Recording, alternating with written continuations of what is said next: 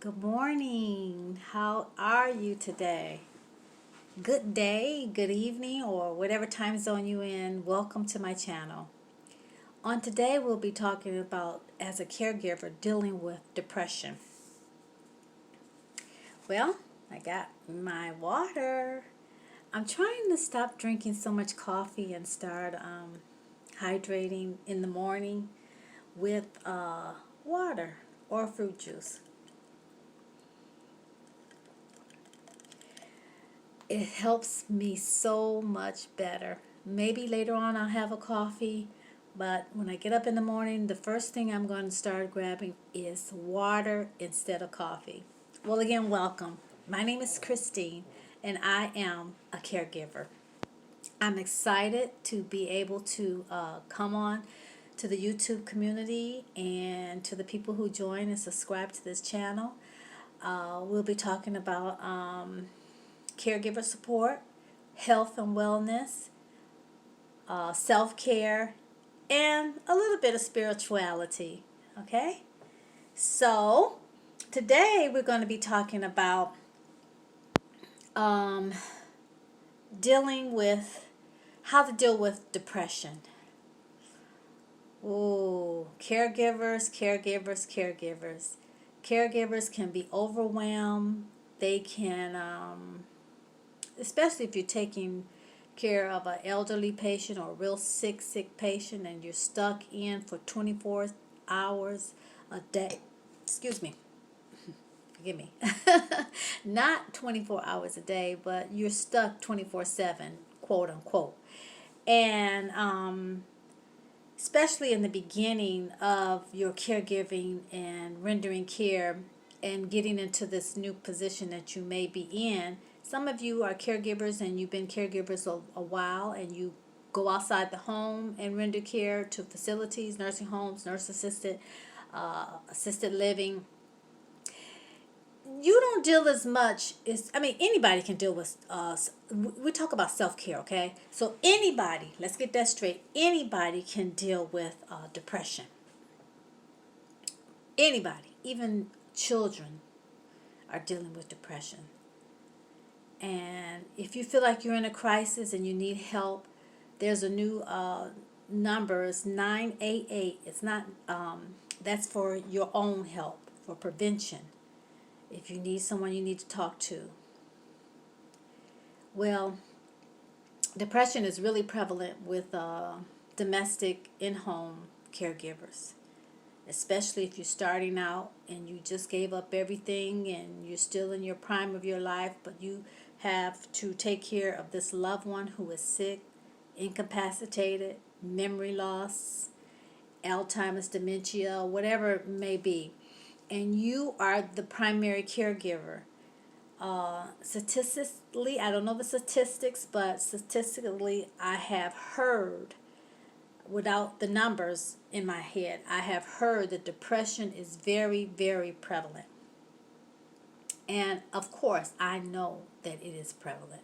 Personally, have I been depressed? Of course. In life, in general, yes. But as a caregiver, yes. But I didn't let it get to the point where it was detrimental to my health or detrimental to the one that I was taking care of, or to the point where I wanted to just give up and not exist. No, I didn't let it get to that point. So I'm going to talk to you about how I overcame and how you can overcome. Okay? First, let's talk about dealing with and getting rid of toxic people out of your life. We all need to heal. But the only way we're going to heal, and it may be the loved one you're taking care of, you can't get rid of them.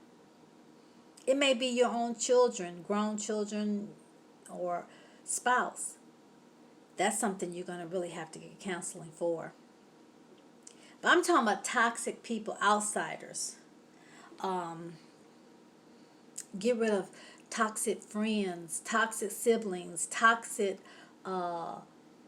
anybody that is putting more on you than you can bear. You're already under the load, but they don't see it. because you come bright-eyed and bushy-tailed. But if you're depressed, you usually don't come bright-eyed and bushy-tailed. But they may not see the depression on you and may not even care because they may be toxic. So sometimes you're going to have to go no contact, and you're going to have to really make up in your mind that you're going to stay focused and you're going to live. Not die, but you're going to live, okay? So you may want to get rid of the toxic people out of your life. If the person that you're caring for you may deem toxic, you may have to get to the point where you may need assistance. If you can you can look at resources, your doctor, or resources online. There's carestress.com or care.com where you can get someone to come in. Look for an agency where they have help, where you can get a sitter or somebody that can come relieve you from doing all the work. If you feel that this person is just being obnoxious. And sometimes people with Alzheimer's and dementia, they can be kind of difficult to work with because they're not orientated. So what you have to do is forgive them. Ignore it most of the time, the toxicity, if you can. Heal and realize that you're the leader, that you're the primary caregiver, and you're going to have to take a class or something. I have taken classes on how to work with people with Alzheimer's or dementia, and it has been successful for me. Have I had some failures in the past? Yes, I have people, they'll tell stories on you. They'll a whole gamut of things, okay? But we sometimes have to overlook that. Come to maturity, okay? And the second thing is, don't isolate yourself. Even though you're getting rid of all these toxic people, don't isolate yourself. You have these YouTube channels such as mine now, and with caregiver support.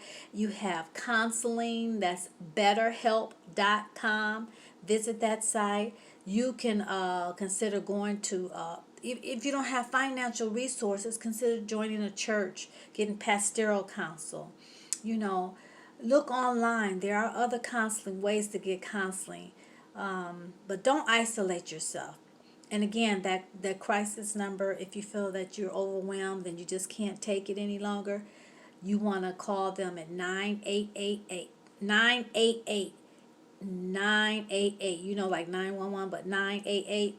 Call them and see if you can get the necessary help. There is help. Call that number.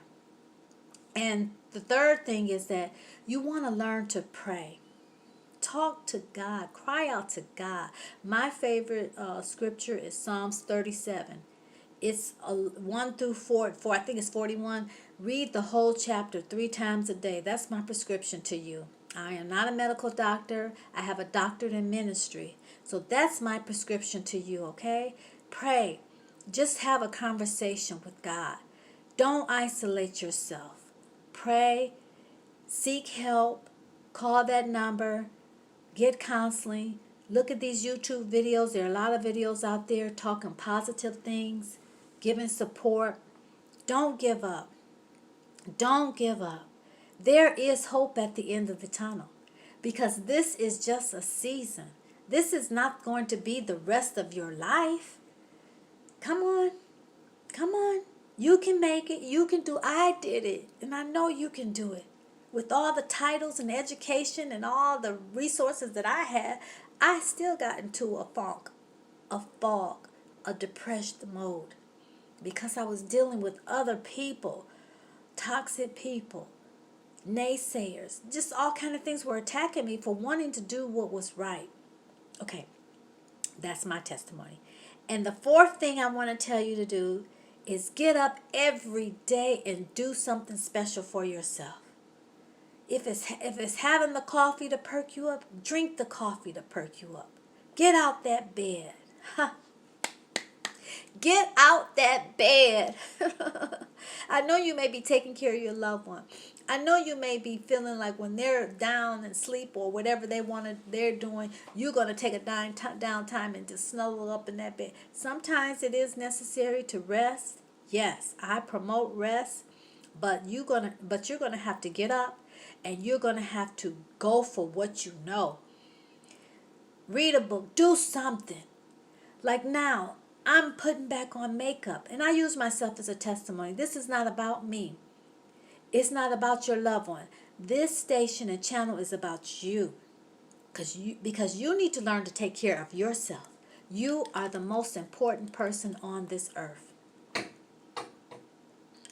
Excuse me. So every day, do something for yourself. Do something. Put lipstick on. Take walks. I take walks. It was to the point where, I didn't have transportation. My car went out. I gave up my lifestyle, my job. I was gave up everything, my home, to move in to take care of Mom. But now God is finally honoring me for doing what I believed He put on my heart to do. So don't give up, caregivers, domestically, or even if you work outside the home. Or even if you're just a person visiting this channel for the health and wellness and spirituality and the self-care component of it, don't give up. So let's recap. One, you want to get rid of toxic people, if you can. It'll help you tremendously. And don't feel guilty about it. Don't feel guilty about getting rid of toxic people, because toxicity is poison to you. Number two, you don't want to isolate yourself. You don't want to isolate yourself. Get the help you need. Get counseling. Get online. You're on YouTube. Look at YouTube videos for support. Find a pastor. Find a church to go to. Get help. Cry out for help. That's what the church is for, to help. The crisis number that I gave you, 988. Call it. If you feel like you're ready to give it up, don't. Call that number. Number three, pray. Talk to God. He says He can be your best friend. I know. Don't isolate yourself, and pray and talk to God. And number four, get up every day and do something for you. Take care of you. You are the most important person on this earth. Well, I'm going to go, and I thank you for joining me. And I will be back every day, or as long as I can,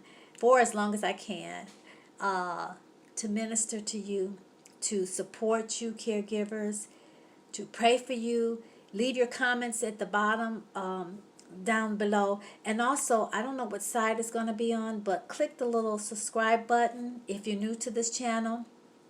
It's down there somewhere. I don't know what side, but I'll figure it out later. And give us a thumbs up if you like this video. I pray you have a blessed day today, a blessed evening today, a blessed life today. Don't give up. Don't give up. My name is Christine, and I am a caregiver. And I do it with joy. And I'm here to give caregiver support. Okay, goodbye, everyone, and have a blessed and wonderful day. Goodbye.